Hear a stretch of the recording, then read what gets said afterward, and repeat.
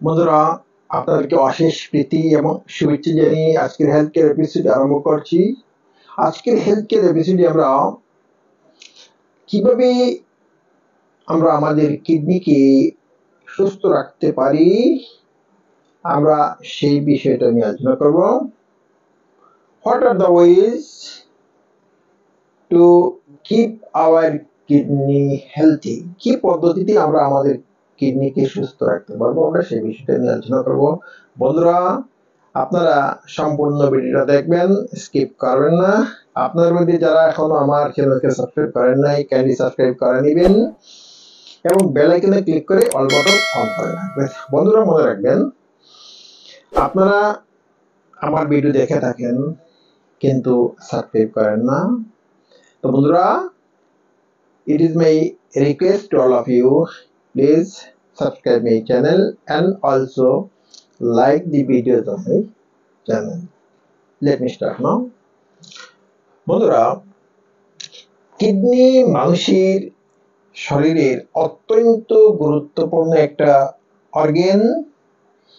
যে অর্গানকে কি করতে হয়? সুস্থ রাখতে হয়। আমরা যদি কিডনিকে সুস্থ রাখি না, তো কিডনির মধ্যে ডিজিজ ক্রিয়েট হবে, কিডনি অসুস্থ হয়ে যাবে এবং কিডনি যদি অসুস্থ হয়ে যায় তো আমাদের আর সমস্যার কোনো শেষ নাই। আমাদের চলাফেরা, যে কোনো কাজ করতেই আমাদের কি হবে? সমস্যা হবে। আমাদের বিশেষ সমস্যা হবে কোনো কিছু খাওয়ার ক্ষেত্রে। তো এই জন্য কিডনিকে সুস্থ রাখতে হয়। কিডনি আমাদের শরীরের কি কাজ করে থাকে? আমাদের ব্লাডকে কি করে? ফিল্টার করে থাকে। ব্লাডের মধ্যে যদি কোনো টক্সিন, দূষিত কোনো বস্তু থাকে তো সেটাকে ইউরিনের মাধ্যমে কি করে? শরীর থেকে বাইর করে। এছাড়া শরীরের মধ্যেই তো বিভিন্ন ধরনের টক্সিন বা দূষিত পদার্থ আছে, সেই সমস্ত কিছুকে কি করে? কিডনি বাহির করে। তাছাড়া শরীরকে কি করে? হাইড্রেটেড রাখে, অর্থাৎ শরীরের মধ্যে জলের যে ভারসাম্যতা সেটা বজায় রাখতে সাহায্য করে।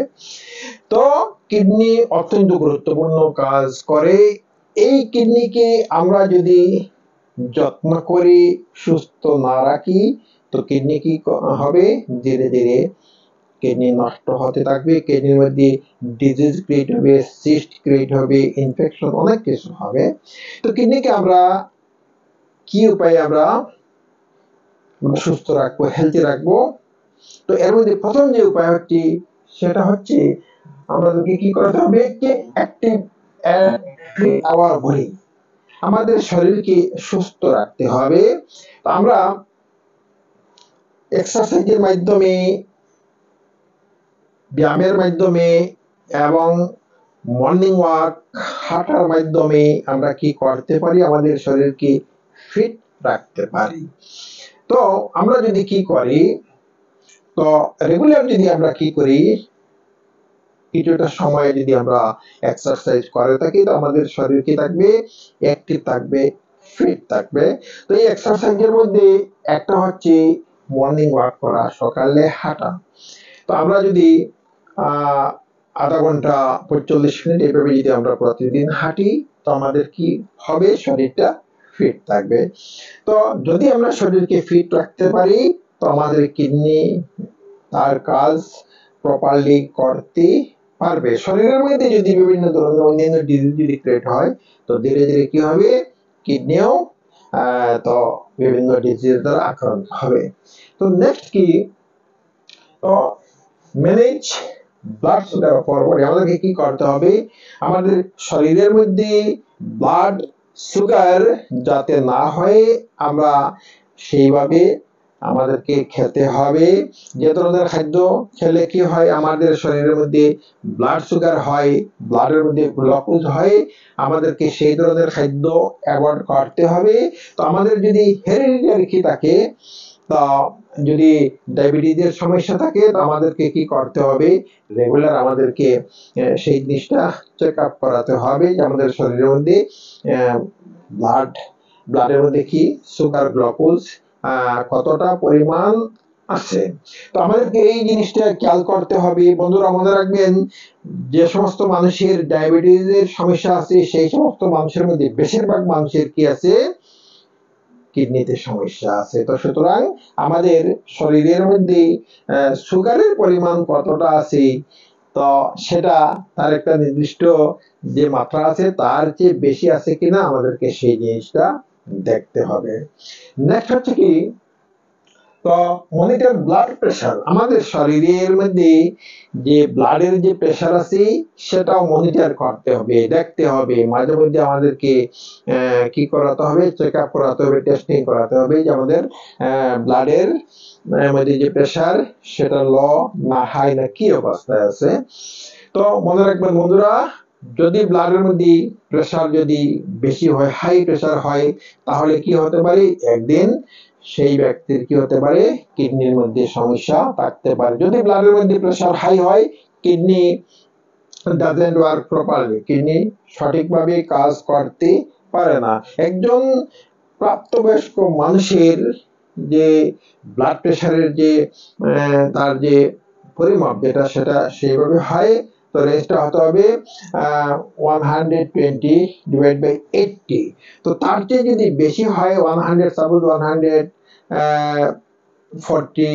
50 ডিভাইড বাই 90 এরকম যদি হয়, তাহলে বুঝতে হবে যে এই রেঞ্জটা একটু বেশি আছে। তো সর্বাবস্থায় কি করতে হবে, ব্লাড প্রেশার একটা নির্দিষ্ট তার মাত্রার মধ্যে রাখতে হবে, নতুবা কি হবে, কিডনির মধ্যে ধীরে ধীরে সমস্যা ক্রিয়েট হবে। নেক্সট কি, তো monitor weight and eat a balanced diet.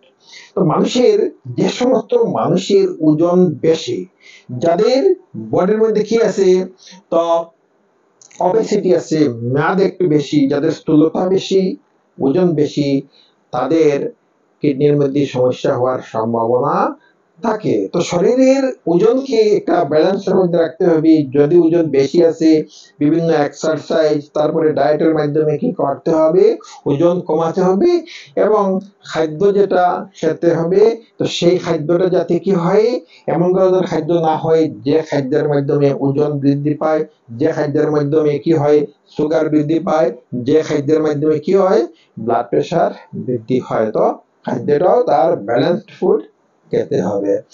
Next হচ্ছে ড্রিঙ্ক প্লেন্টি অফ ফ্লুইডস। আমাদেরকে পর্যাপ্ত জল পান করতে হবে, পর্যাপ্ত লিকুইড পান করতে হবে।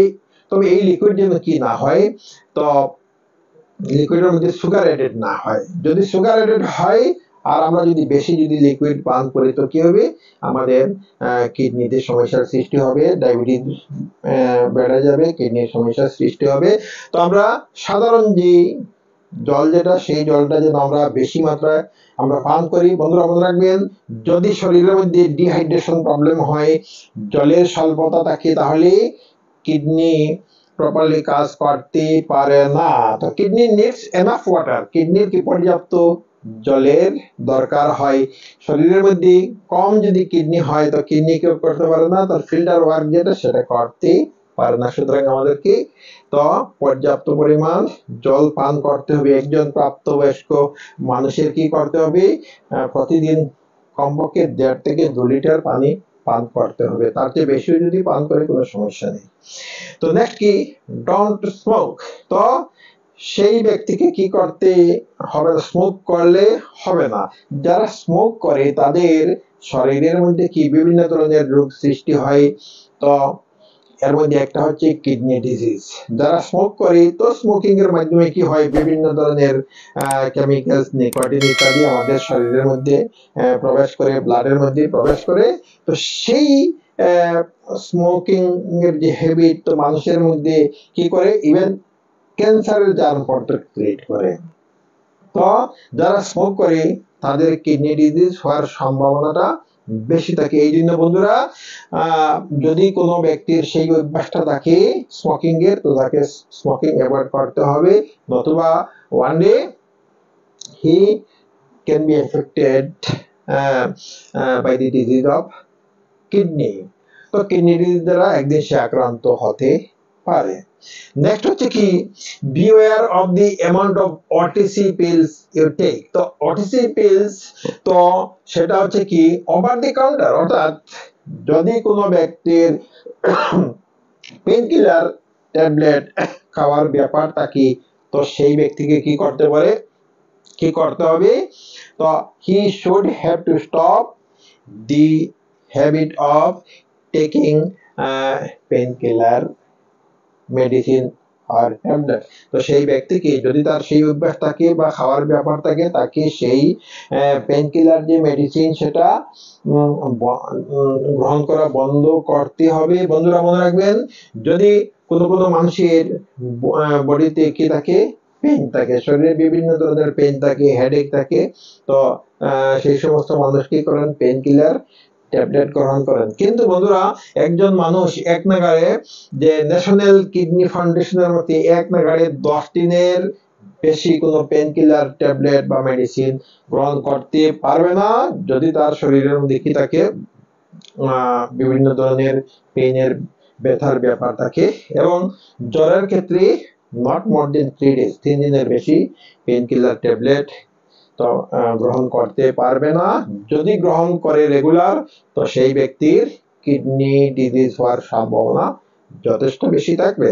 নেক্সট কি, তো যে ব্যক্তির বয়স কি হয়ে গেছে, 60 বছরের উপর হয়ে গেছে, অথবা যে সকল মানুষের তাদের হেরিডিটারি কি আছে, হাই ব্লাড প্রেশার আছে, অথবা যদি ওবেসিটি অর্থাৎ স্থূলতা আছে, তার ওজন বেশি আছে, এই ধরনের যদি অবস্থা হয়, অথবা যদি কোনো ব্যক্তির মনে সন্দেহ থাকে যে আমার কিডনির মধ্যে সমস্যা হয়ে গেছে কি না বিভিন্ন কারণে, তো সেই সকল ব্যক্তিকে কি করতে হবে, চেক আপ করাতে হবে, টেস্টিং করাতে হবে। অর্থাৎ কিডনির কোনো সমস্যা আছে কিনা এই ধরনের যদি মনের মধ্যে আসে, তো কি করাতে হবে, চেক আপ করাতে হবে। নতুবা যদি দেরি হয়ে যায়, তো কিডনির সমস্যা কি হবে, তো বেড়ে যাবে। তো বন্ধুরা, এখানে যে কয়েকটা উপায় সম্পর্কে আলোচনা করা হলো, আপনারা সেই ধরনের যে অভ্যাস ক্রিয়েট করতে হবে, সেই ব্যাপারগুলো দেখতে হবে। আদারওয়াইজ কি হবে, একদিন হয়তো কিডনির মধ্যে সমস্যার সৃষ্টি হতে পারে। তো বন্ধুরা, ভিডিও ভালো লাগলে লাইক করবেন। আপনার মধ্যে যারা এখন আমার চ্যানেলকে সাবস্ক্রাইব করেন নাই, কাইন্ডলি সাবস্ক্রাইব করে নেবেন, বেল আইকনে ক্লিক করে অল বাটন অন করে রাখবেন। তো আজ এই পর্যন্তই। Thank you so much.